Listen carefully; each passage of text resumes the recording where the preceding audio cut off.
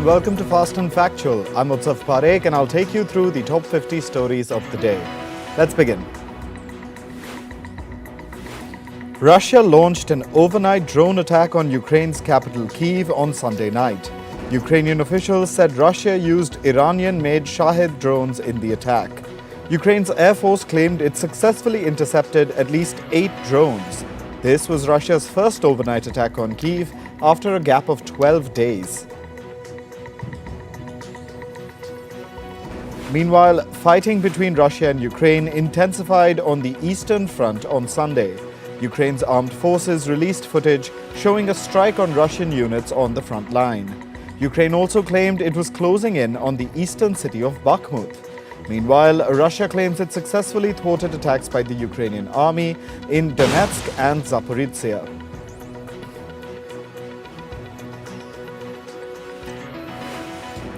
Taiwan's military is holding a 2-day-long live-fire military exercise. The drills are being held in the Pingtung County, which overlooks the Taiwan Strait. The aim of the drills is to practice the repelling of an invasion. Taiwanese soldiers fired anti-tank and anti-ship missiles during their training.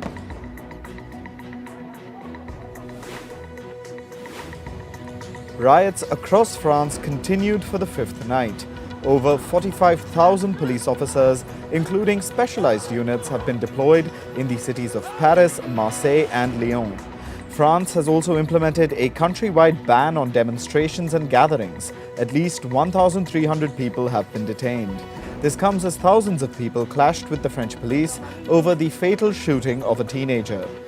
Remember, the child was killed by police officers after failing to comply at a police checkpost on Tuesday.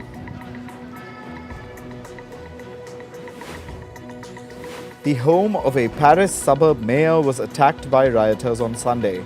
The mayor's house was set on fire while his family was inside. His wife and 2 children sustained burn injuries as they fled their home. Local prosecutors have launched an investigation for attempted murder. However, no suspects have been arrested.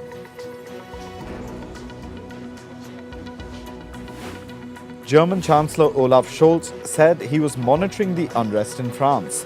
Scholz said, and I quote, "I don't expect France will become unstable, even if the images are very distressing." Scholz was set to begin his 2-day visit to France from Sunday, but the trip has been postponed due to the ongoing unrest.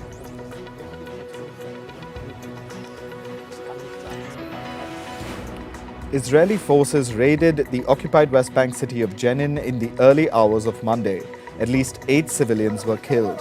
Several Palestinians were injured by the Israeli strike. Drones and air-launched missiles were also used during the operation. Israel's foreign minister has said that the raids would not go beyond the city of Jenin.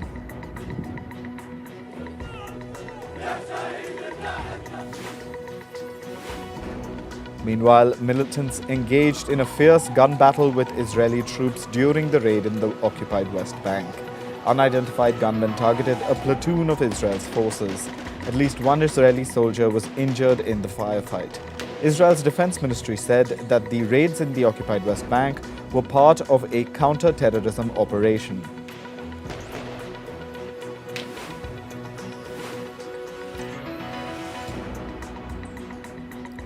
Another mass shooting took place in the US on Sunday. This time it was in Baltimore City in the state of Maryland. 2 people were killed while 28 others were injured in the shooting. According to local officials, 3 victims are in a critical condition. Police officials say they have launched a hunt to nab the suspects who are still at large. At least 2 people were killed as drug cartels fired at civilians in western Mexico. Cartel members hijacked a car and shot the owner at point-blank range. Officials say that 2 rival drug gangs are fighting for turf in Mexico's western regions. Some civilians have even fled their homes due to the violence. Mexico has deployed its national army to bring stability in the violence-hit areas. An explosion tore through a building in Japan's capital, Tokyo. At least 4 people were injured as the blast sent debris flying. The explosion occurred near a popular locality of downtown Tokyo. Authorities are investigating the cause of the blast. Protests broke out against Sweden's Quran burning incident in Pakistan's Karachi city. Remember, a Quran was desecrated outside a mosque in Sweden's capital Stockholm last week. This has drawn backlash from multiple Islamic countries. People in Karachi stomped on replicas of the Swedish flag. They also urged the Pakistani government to boycott relations with Sweden. Pakistan's Prime Minister Shehbaz Sharif tweeted that he was appalled by the Quran burning incident in Sweden. A powerful tornado ripped through Canada's Alberta province. At least 12 homes and several cars were destroyed due to the twister. No fatalities were reported. The tornado caused power outages in several parts of central Canada.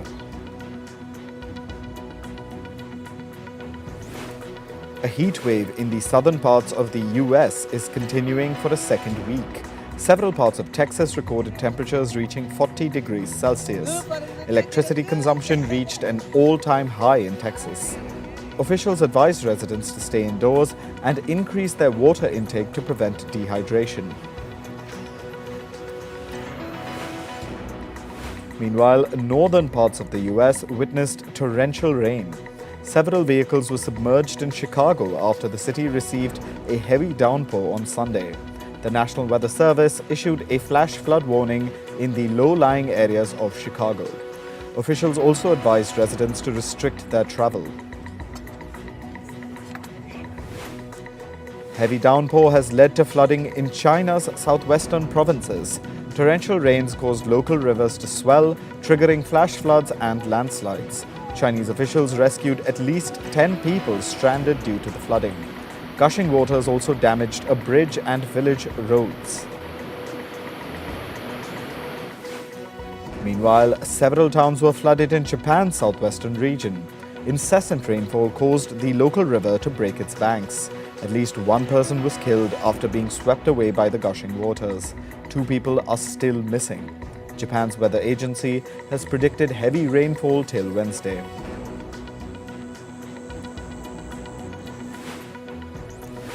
A village located to the northeast of Indonesia's capital Jakarta is witnessing the impact of climate change. Shores of the village are being eroded due to rising sea levels.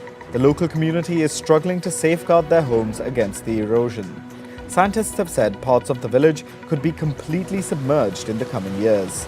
The Indonesian government is considering relocating at least 300 families due to the rising sea level. Thailand hosted a garbage picking competition in the capital city of Bangkok.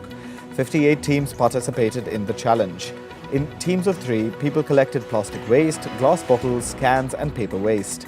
In total, 170 kgs of trash was collected in 1 hour. Climate experts say that Japan's plan to dump water from the Fukushima nuclear plants violated international law. They quoted Article 192 of the UN Convention on the Law of Seas. Article 192 stipulates that states have the obligation to protect and preserve marine environments.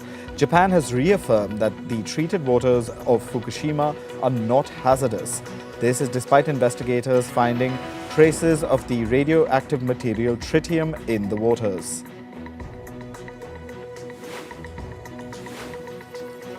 In business, reports have emerged that say Chinese billionaire Jack Ma made an unexpected visit to Pakistan last week. However, the purpose of his visit has not been made public. Ma reportedly avoided interactions with government officials and media people. Reports speculate that Ma and his team are exploring business opportunities in the country. Australia's United Malt Group has agreed to a takeover offer from Malteries Soufflé. Malteries Soufflé is a branch of French agribusiness Invivo. It'll buy the Australian firm for $1 billion. The merger will create the world's largest malt producer. China has urged the Netherlands to not hinder bilateral agreements in the semiconductor industry. The comments were made during a media event. China asked the Netherlands to not abuse export controls. Last week, the Dutch government announced new restrictions on the export of some semiconductor equipment to China. Meanwhile, the European Union will deepen cooperation with Japan on semiconductors. The EU and Japan will work together to monitor the chip supply chain and facilitate the exchange of researchers and engineers. The EU will also be supportive of Japanese semiconductor companies considering operating in the region. Reports say Barclays is looking to terminate its corporate banking relationship with British financial firm O'Day Asset Management. This is predominantly due to sexual assault allegations against its founder, Crispin O'Day. Last month, media outlets reported that O'Day had allegedly assaulted or harassed at least 13 women. According to reports, Goldman Sachs is considering exiting its partnership with Apple. The bank is reportedly in talks with American Express to take over its Apple credit card and other ventures with the tech giant. In 2019, the iPhone maker and Goldman Sachs partnered to roll out a virtual credit card.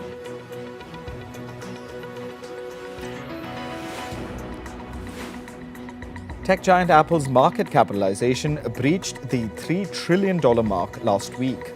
On Friday, Apple's share price hit a record high of nearly $194. This pushed the market value of the tech giant to $3.05 trillion for the first time. Apple is the first company ever to reach that mark.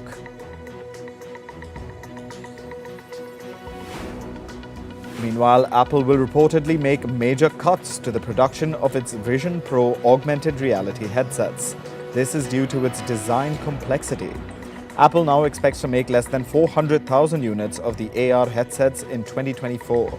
Earlier, the company had an internal sales target of 1 million units in its first year.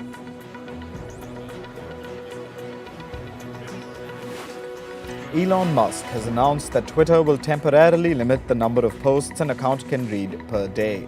As per the new rules, verified users can read 10,000 tweets per day, whereas non-verified users can read 1,000. Meanwhile, new unverified readers on the platform can read only 500 posts a day. Musk says that the move is aimed at discouraging extreme levels of data scraping. In South Korea, an android robot, Ever 6, took to the conductor's podium during an orchestra performance. The two-armed robot has been designed by the Korea Institute of Industrial Technology. The humanoid robot guided 3 of 5 pieces showcased at the performance. Moving to sports. In cricket, Australia beat England by 43 runs to win the second Ashes Test. The match was played at the revered Lord's Stadium in London.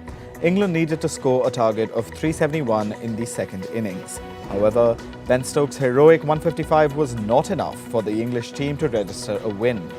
Australia now lead the 5-match tournament 2-0. Australian spinner Nathan Lyon has been ruled out of the ongoing Ashes Test series. Lyon sustained a significant calf tear while fielding on day 2 of the second test. He heroically returned to the pitch to bat in the second innings despite the injury. Lyon will now miss the remainder of the series. In football, English club Liverpool has confirmed the signing of Dominik Szoboszlai for $76 million. The Hungarian player will make a move from German club RB Leipzig. The 22-year-old has scored 20 goals and provided 22 assists in 91 games for Leipzig. He joined the club in January 2021. Szoboszlai is the second Leipzig star to make a big money move to the Premier League after Christopher Nkunku's arrival at Chelsea. The Brazilian women's team defeated Chile 4-0 ahead of the 2023 Women's World Cup. With this win, they concluded their home warm-up friendlies. The Brazilian side were 3-0 at half-time. They piled on another goal in the second half to win comfortably. The Women's World Cup kicks off on July 20th and will be played in Australia and New Zealand. Qatar beat Mexico 1-0 to enter the quarterfinals of the CONCACAF Gold Cup. Musab Khidir scored the winning goal for Qatar in the 27th minute. The loss didn't hurt Mexico as they'd already qualified for the final 8 in the tournament. This year's edition of the CONCACAF Cup is being hosted by the United States and Canada. Indian tennis player Yuki Bhambri won his maiden ATP title in the Mallorca Open 2023. He won alongside South African partner Lloyd Harris in the men's doubles category. The duo beat the Dutch-Austrian pair of Robin Haas and Philip Oswald 6-3, 6-4 to bag the ATP Tour crown. With this win, Bhambri also achieved his career best ranking of 58. Last year's Wimbledon runner-up Nick Kyrgios has pulled out of this year's tournament. The Australian player is suffering from a wrist injury. He also underwent surgery on his left knee earlier this year. Previously, Kyrgios missed the French Open and the grass court events in Hali and Mallorca owing to injuries. In athletics, India's Olympic gold medalist Neeraj Chopra won the top spot in the Lausanne Diamond League 2023. The javelin thrower won the gold with a 87.66-meter throw. Chopra is returning from a muscle injury. He previously missed out on 2 athletic meets due to a strained back. Meanwhile, India's Murli Srishankar finished 5th in the long jump category at the Lausanne Diamond League. In golf, American player Taylor Gooch has become the first 3-time winner in the Live Golf League. Gooch snatched a one-shot victory over fellow American golfer Bryson DeChambeau in Spain. 31-year-old Gooch previously won in Australia and Singapore in consecutive weeks in April this year. In Formula One, Red Bull's Max Verstappen has won his first ever Australian Grand Prix. The win came amid huge drama in Melbourne.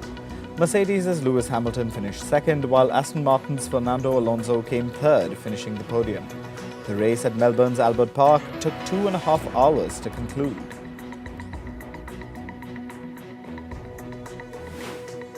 Now to the world of entertainment. American media personality Khloe Kardashian has said that she hates being in her 30s. She called it the worst decade ever. Khloe Kardashian recently turned 39 years old and said she cannot wait to be in her 40s.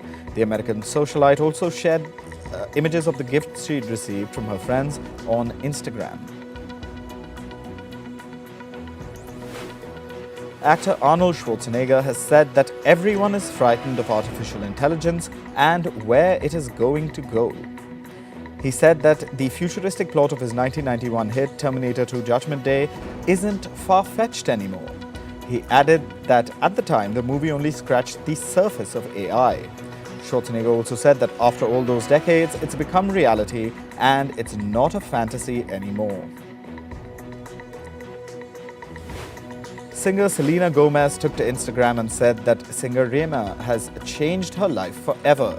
She expressed gratitude for the opportunity to feature in Rema's viral hit song, Calm Down. She said, and I quote, "Thank you for choosing me to be a part of one of the biggest songs in the world." K-pop band Blackpink has become the first ever Korean band to headline a major UK music festival. The girl group performed at London's BST Hyde Park to 65,000 fans. Blackpink also headlined the Coachella Festival in the US in April. A UK prosecutor has alleged that actor Kevin Spacey is a sexual bully. The remarks came at the beginning of a trial in which Spacey is charged with 12 offences against 4 men. Spacey filed a not guilty plea over a dozen sexual assault allegations. The actor faces charges on 12 offences, including 3 counts of indecent assault and 7 counts of sexual assault. Spacey was charged last year. He could be sent to prison or face. The Flash actor Ezra Miller has released a statement on the lifting of a temporary harassment order. Miller said that protective orders are meant to provide safety for individuals, families and children who are in danger. He added that they are not meant to be used as weapons by those seeking attention or personal vengeance. A temporary harassment order was issued against Miller in November last year. Singer Bibi Rexha wore a protective eyewear on stage. This comes days after a fan threw their phone at her during a concert. The singer got injured while she was on stage. She later shared pictures of her injury with the caption, "I am good." The fan who threw the phone at her was arrested and charged with assault. Actor Joanne Collins has spoken about the negative impact that cancel culture has had on Hollywood. She said, and I quote, "The parties I go to now are kind of dull." She also said that if you don't behave now, you are going to get cancelled. 91-year-old Collins is famous for her roles in Dynasty and American Horror Story. Hollywood actor Robert De Niro's grandson, Leandro De Niro Rodriguez, has died at the age of 19. De Niro's daughter, Drenna, shared the news in an Instagram post. However, she did not mention the cause of death. Drenna was adopted by Robert De Niro after he married actor Diane Abbott. Film producer Lawrence Terman has died at the age of 96. The Oscar-nominated producer was part of several landmark movies, including The Graduate and The Great White Hope. Terman's career lasted 6 decades. His son, John Terman, called his father's death the passing of an era.